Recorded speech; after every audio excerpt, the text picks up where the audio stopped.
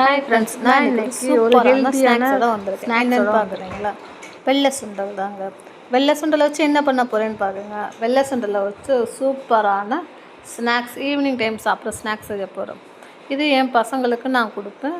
அல்லது எப்போயாச்சும் ஒரு டைம் மார்னிங் டைம் வந்து என் வீட்டுக்காரர் ஒர்க்குக்கு போகிறப்ப நேரம் ஆயிடுச்சுன்னு சாப்பிடாம போனாங்கன்னா இதை செஞ்சு கொடுப்பேன். இது செய்கிறதுக்கு ரொம்ப நேரம்லாம் ஆகாதுங்க.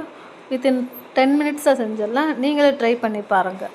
ஒரு ஹெல்த்தியான டிஷ்ஷும் கூட. எப்படி செய்வேன்னு பார்க்கலாமா? நான் எடுத்து வந்து வெள்ளை சுண்டலுங்க. நீங்கள் கருப்பு சுண்டல் கூட எடுத்துக்கலாம். 50 கிராம் வெள்ளை சுண்டல் எடுத்துக்கோங்க.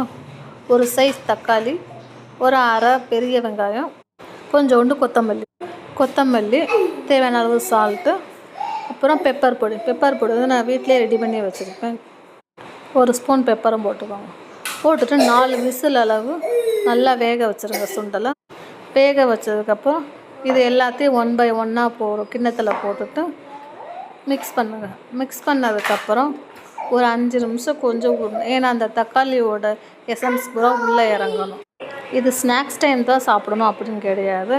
நம்ம ஃப்ரீ டைமில் கூட செஞ்சு சாப்பிட்டுக்கலாம். இது உடம்புக்கு ரொம்ப நல்லது. இதோடு சேர்ந்து நான் முட்டையும் வச்சுருக்கேன். என் வீட்டுக்காரரும் சில டைம் பிரேக்ஃபாஸ்ட்டுக்கு இதை மட்டும் சாப்பிட்டுட்டே ஒர்க்கு கிளம்பி போயிடுவாங்க.